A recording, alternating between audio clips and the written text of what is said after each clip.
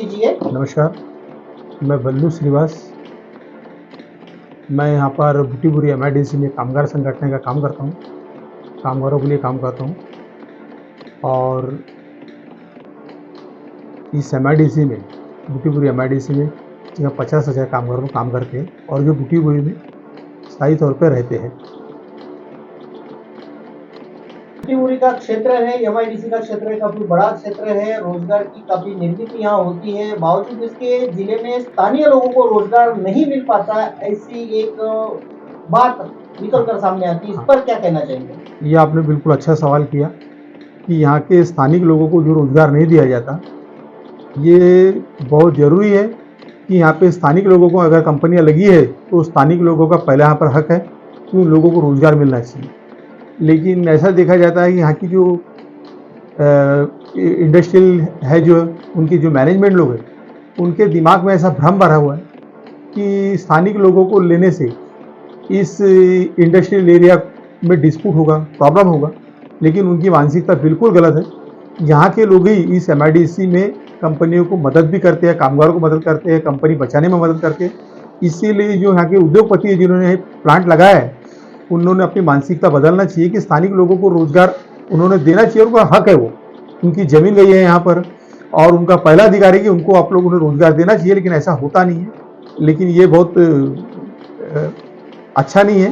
तो आपके चैनल के माध्यम से मैं बताना चाहता हूँ कि स्थानिक लोगों को रोजगार देना चाहिए और उन जो व्यवस्थापन, जो कंपनी की मैनेजमेंट है, उनके दिमाग में जो भ्रम फैला है उनको उन्होंने निकालना चाहिए। यहाँ के स्थानिक लोगों से बातचीत करके, यहाँ के स्थानिक लोगों नेताओं से बातचीत करके, अगर उनको कुछ भी प्रॉब्लम है, कहीं तकलीफ है, तो बातचीत करके उस भ्रम को दूर कर कर यहाँ के स्थानिक लोगों को उन्होंने रोजगार देना चाहिए।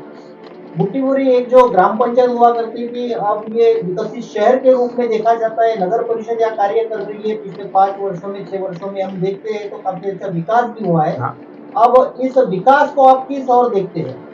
हाँ, ये बात तो बिल्कुल सही है कि पहले भूटीबुरी एक ग्रामीण क्षेत्र था, यहाँ ग्राम पंचायत थी। और जब से यहाँ पर नगर परिषद बनी है और समीर भाऊ मेघे जो आमदार हैं यहाँ के, जब से आमदार बने हैं समीर भाऊ, तीसरी टर्म है उनकी, और तभी से इस भूटीबुरी का विकास होना शुरू हुआ है।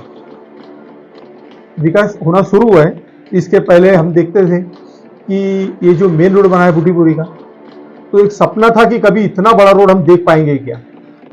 छोटा सा रोड था, सरकार की तरफ से कोई फंड नहीं मिलता था और स्थानिक लोग, तकलीफ होती थी लोगों को, मार्केट में दुकानदारों को तकलीफ होती थी, तो स्थानिक लोग अपना चंदा जमा करके 1-2 ट्रैक्टर चूरी ये पैसा जमा करके अच्छा डालते थे और ऐसा काम चलता था। लेकिन उसके बाद में जब से समीर भाऊ आमदार बने हैं तो सही में भूटीबुरी का विकास जो हुआ है, चेहरा बदला है। आज बाहर से जो लोग आते हैं, जिन्होंने पहले 10 साल पहले भूटीबुरी देखी थी, आज वो आने के बाद में सोचते हैं कि हम सही में भूटीबुरी में आए कि और कोई नई सिटी में आए।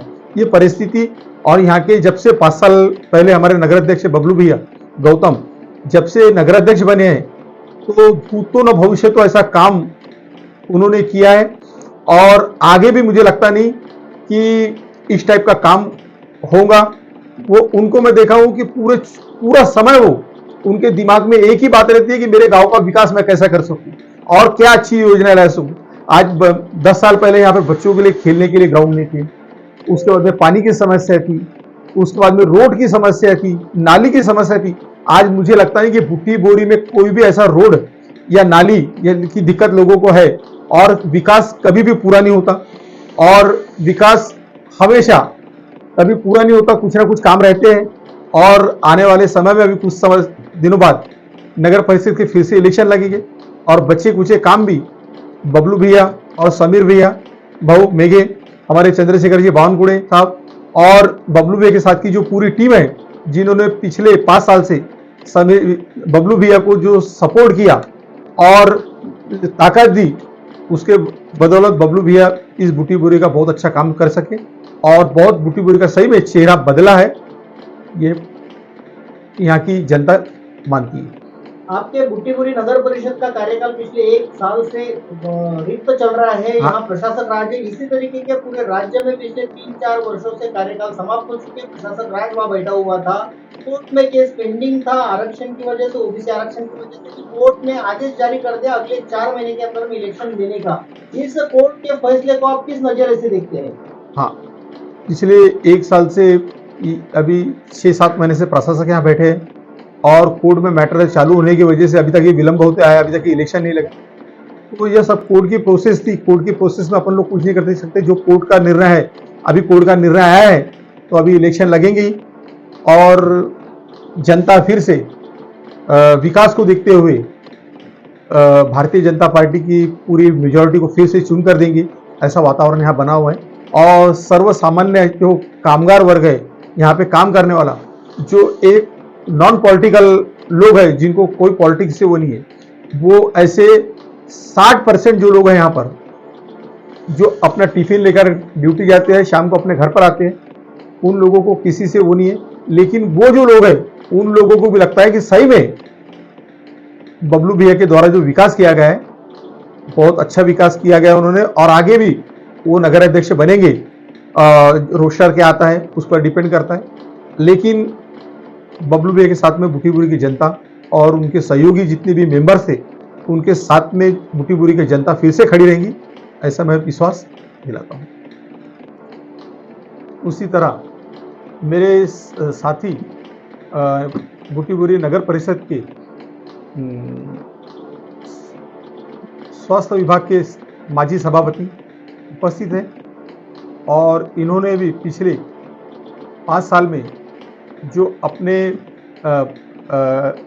डिपार्टमेंट की ओर से जो उनको जो सभापति जिस डिपार्टमेंट के थे, उनके हिसाब से भी उन्होंने बुटीपुरी में बहुत अच्छा प्रयास किया, बहुत अच्छा काम किया है। लोगों को बहुत समय समय पर मदद करने वाले, रात और दिन लोगों के बीच में दौड़ने वाले, ऐसे हमारे अनीस भाई बावला, इन्होंने भी बुटीपुरी में 5 साल में बहुत डेवलपमेंट के काम किए बबलू भाई के साथ में कंधे से कंधा मिलाकर।